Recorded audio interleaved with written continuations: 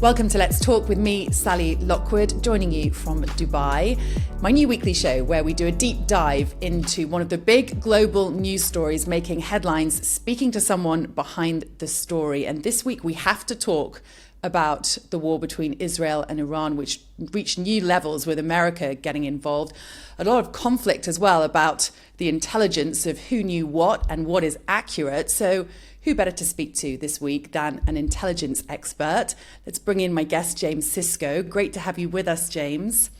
Well, thanks, Sally. I really appreciate being on the show and look forward to having a great conversation with you. James, for people who don't know you, let's just tee you up. You're joining me from Virginia. You're a military veteran. I started off in the Marine Corps and then I transitioned to the Navy and became an intelligence officer. And you also specialize in this region where I am, the Middle East. So I feel like you're very well placed to talk through the events of the last week, which have been nothing short of extraordinary. Can I just kick off with a very simple question to start with? May not be that easy to answer. Are we safer now than we were 2 weeks ago, or are we less safe than we were 2 weeks ago?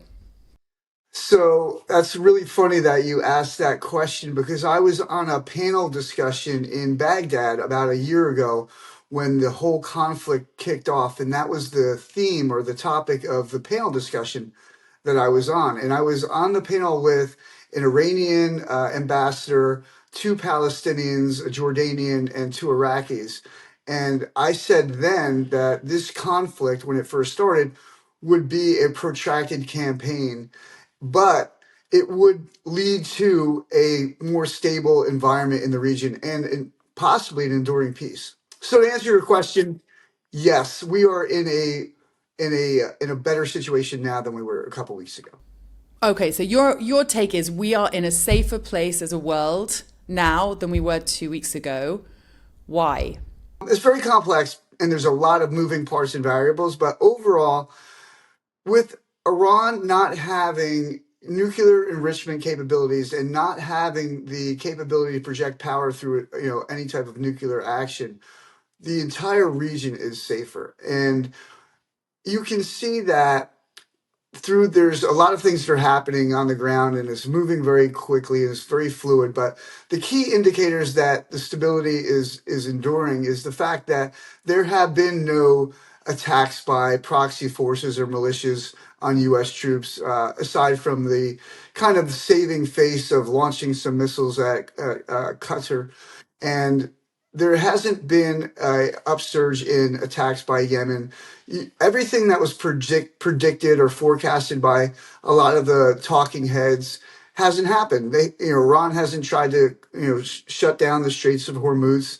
And the reason why is after the Israelis pretty much decimated their power projection capabilities, and then the U.S., attacking the Fordo and the Natanz and the other facilities, Iran doesn't really have a lot of cards to play. And that's why the region is a lot safer. And we can go on and we'll talk more, but there's a lot about economics in this, and we'll talk about that later.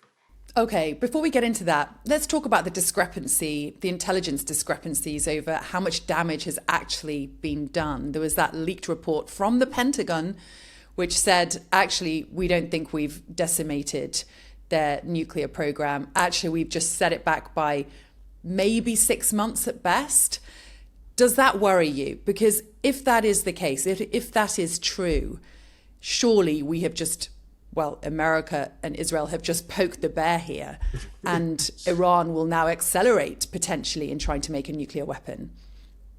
Yeah, this is something that really, as a former intelligence officer who's worked at the Office of the Director of National Intelligence, I've also worked at the Defense Intelligence Agency. This is, for me, something that I've experienced personally. I will tell you from firsthand experience that the report that came from the Defense Intelligence Agency, understanding their capabilities, there's no way that they could have made an assessment and understood what the capabilities are with those sites. You need to have people on the ground. You need to have more than just like satellite imagery, and you need to confirm that. So I think it was, for the DIA to come out with that assessment was number one, poor, but number two, to have it leaked. And now what you're seeing is the intelligence community is supporting President Trump's assessment. And you see Tulsi Gabbard making statements, you see Pete Hegseth making statements, and you even see some of the foreign leaders who are getting on, including the IEA. So you can't make an assessment, an accurate assessment, without on the ground verification. And we haven't had that. So it would be premature and speculative to have anybody making assessments to the Iran's nuclear capability. It's too soon to perhaps even know the extent of the damage. Is that fair? That's fair. But I will say this, as a former targeting officer who used to do battle damage assessment in Operation Anaconda when we were going after Osama bin Laden, the bomb damage assessments from a weapon of that size, you have certain like assessments and tolerances that you can say with a fair degree of confidence can happen. And I think it would be accurate to say, based upon the number of munitions, the type of munitions, with a fair degree of confidence, you can assume that there would be X percent of damage. Okay, and given I've got you here as an intelligence expert, I'm going to really go into all these questions that I have that I can't ask just any guest. So what's your take on how Donald Trump handles intelligence? You know, everyone's different. Everyone has a different character. He has a certain way of relating to people. You know, the way he spoke to a Ukrainian journalist at that, I don't know if you saw it, at that NATO press conference was really quite sweet. He showed a very kind of caring side. But then when it comes to talking about other things, perhaps he says too much and, you know, he's too loose-lipped. As an intelligence officer, what was your take on the fact that he said publicly at NATO that Israel had people on the ground who were doing the assessment of how much damage had been done, you know, two Iranians who'd already gone down and checked out the damage at Fordo? You know, that sort of loose-lipped commentary, is that dangerous for a president to say things like that? What's your take on it as an intelligence expert? You know, my personal opinions on Donald Trump, you know, they vary based upon, you know, his demeanor, his how he handles different situations. With regard to your specific question, I would agree that at times he speaks in ways that sometimes undermine himself and his credibility. I mean, he's done an amazing job negotiating settlements and acting as a, you know, third party. You don't see presidents doing that in the past. So he's, you know, thumbs up, kudos. But how he goes about it and what he says sometimes is, for me, especially when you're relying as an intelligent, you know, as the president, you hope that you rely on your National Security Council, you rely on your advisors like the Director of National Intelligence and Director of DIA, Director of CIA, and sometimes it seems like he's out ahead of them.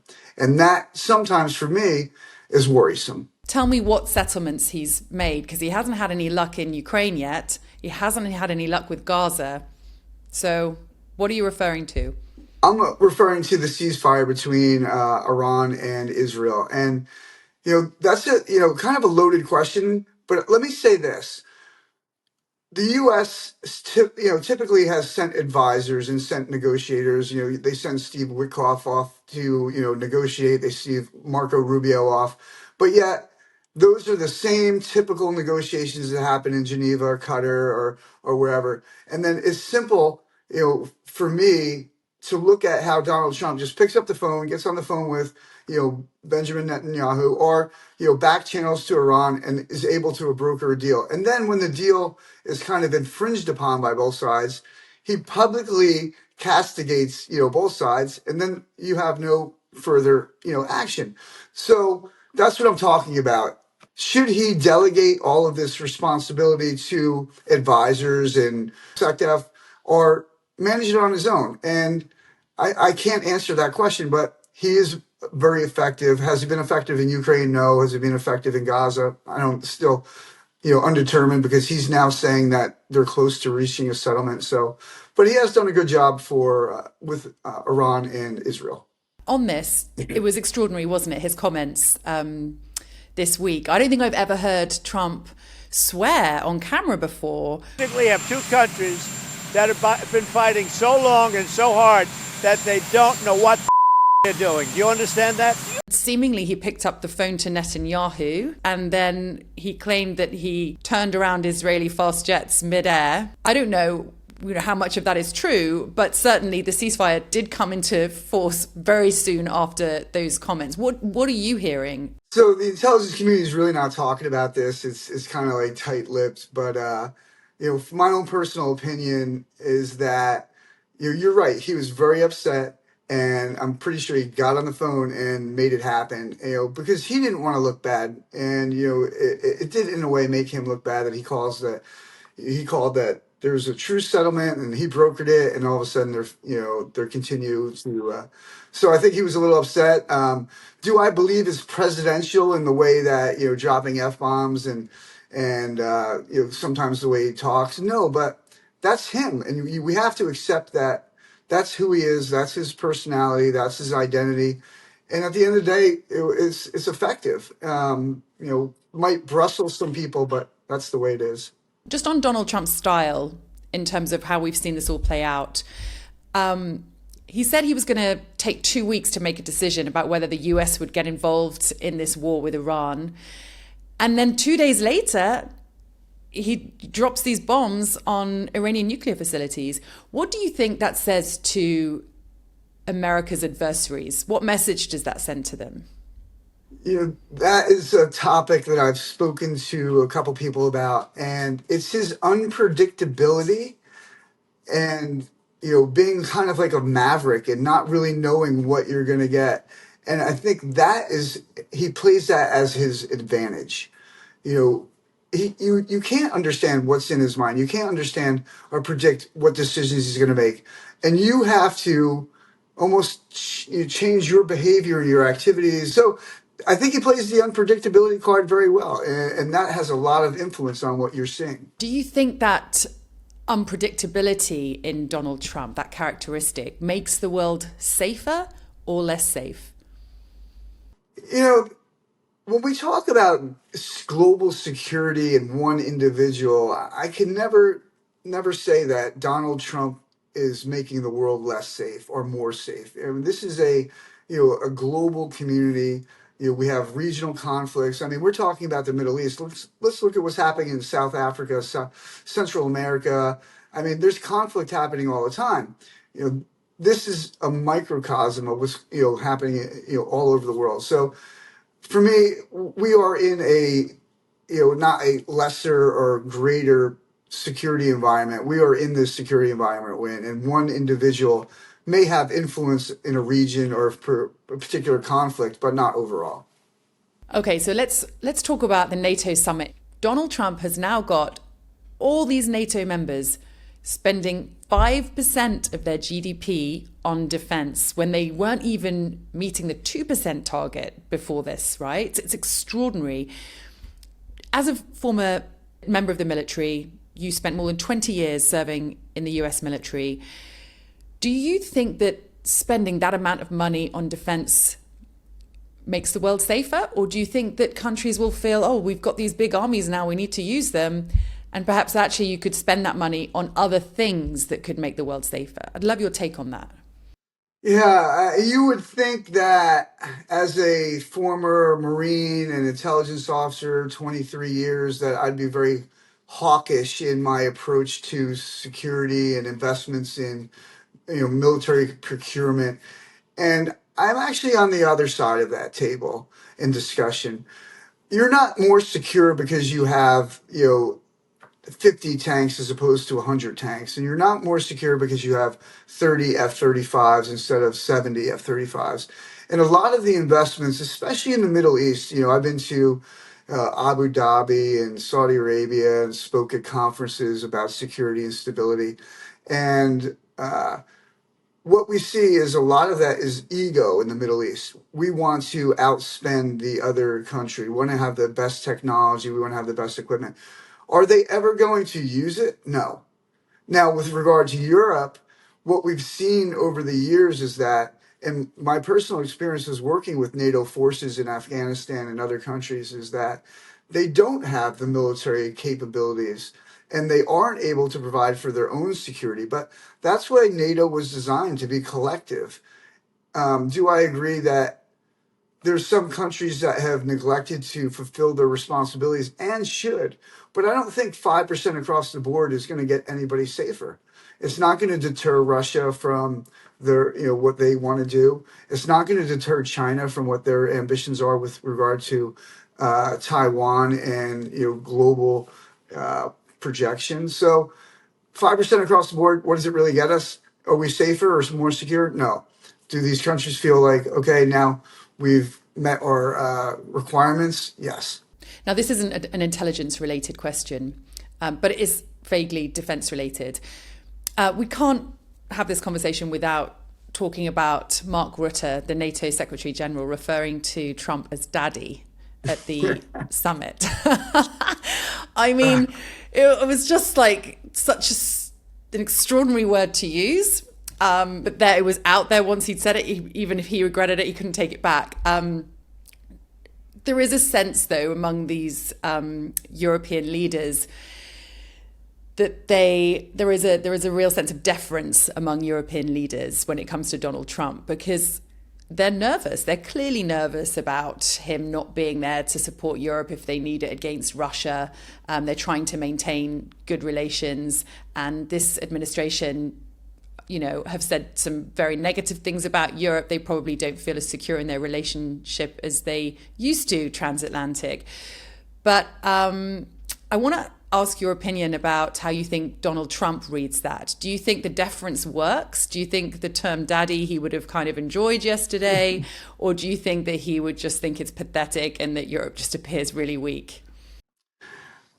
That's kind of it's like a very dangerous topic for me. And the reason why is I'm actually trying to become the next U.S. ambassador to Iraq and try to orchestrate this whole thing. So look, you know what? We can cut this question if you don't want it. No, but if you want to no, give it a go, give it a go. No, this is a test for your diplomacy.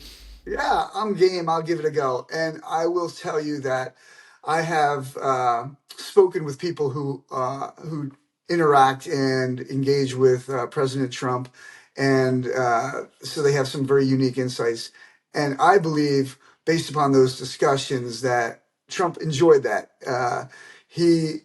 I'm not saying he's very egotistical, but he enjoys having people around him that support him and that, kind of stroke the ego every once in a while. I mean, look at who he puts in those places, and you look at the loyalty of those individuals. You look at how Tulsi Gabbard is testifying one day, and then Trump comes out and says, hey, that's wrong. And then a week later, she backtracks on her statements. So he likes that. I don't think he's offended by it. I think that he got a chuckle out of it. And, maybe it even stroked his ego a little. Interesting take. 10 out of 10 for diplomacy with that answer. And if you do become the ambassador to Iraq, I want the first interview, okay? Okay. I just want to ask you one more thing. So it's been a very unnerving week, I would say, for Gulf countries. These are some of the safest countries in the world. I'm speaking to you from Dubai. Qatar is the same. It prides itself in being a very safe place to live, with great lifestyle for people, zero security worries. And then obviously we saw these Iranian missiles being fired in this week, which we now know was coordinated. Where do you think the region will be in 6 months from now? Will people in this region still need to feel nervous? What's your take? There's so many things that are happening. It's hard to say, but I will say, based upon where we're at right now, I believe that the upside potential is greater, the ROI is greater than the downside potential. And we have a window of opportunity, especially with the Iraqi parliamentary elections coming up in November, to really change the balance of power and change the direction and course, where in 18 months we can have an enduring peace throughout the Middle East. On Iran and what happens next there, I think the concern is that this isn't going to lead to regime change. This is actually just going to make the regime tighten their grip on civilians in the country. And in fact, we're receiving reports that Iranians are being arrested, rounded up, executed because they're suspected of colluding with Israel. Do you really think that this could represent regime change in the near future for Iran, or do you think things could just get worse? I think regime change is very optimistic if we don't actually know how it's going to happen. You're right. And a lot of this is happening, and it's hard to make an accurate assessment. But I would agree with you that regime change is very difficult, even with the best circumstances available. I don't see a green revolution happening. I don't see the uprising from civil society, and I don't see that as the mechanism for regime change. The regime change that I'm talking about happens through negotiations and happens through other activities. And as Trump said, we're done negotiating. We've achieved our objectives. We've disseminated or degraded their nuclear enrichment capabilities. We don't need to negotiate anything else. So I don't think that the U.S. is going to try to push regime change. I don't see it happening from the regional actors, and I don't see it happening from civil society like previous iterations. So I think you're right. We're going to see the regime stay in place, and we're going to have to deal with that. And that's unfortunate because I think there's a lot of momentum that we can't capitalize on. It does feel like life could get a whole lot tougher for Iranian civilians. That's another podcast in itself, something we'll definitely revisit. But Jim, thank you so much for joining me today and talking me through all of that. It's been absolutely fascinating. And come on again soon. Well, hopefully my next appearance will be as the ambassador-select to Iraq. If not, I'm looking at the charge d'affaires for Afghanistan. Either one of those regions really needs a strong leader to orchestrate everything that's going on, and I'll be sure to be there on that interview with you. Yeah. Definitely. I'm going to be close by. We'll be neighbours. So I expect to hear when you get one of those jobs. Jim, thank you so much. And thank you to all of you for tuning in and listening to that interview with James Sisco. Absolutely fascinating. It still feels like a very uncertain time for this region. We're going to be covering the story a lot. If you've enjoyed this episode, please like, comment, subscribe, share it with your friends. It's free to subscribe, but makes a huge difference to how the show grows. So please do that, and you'll see when the next episode drops. Thanks for joining us. See you soon.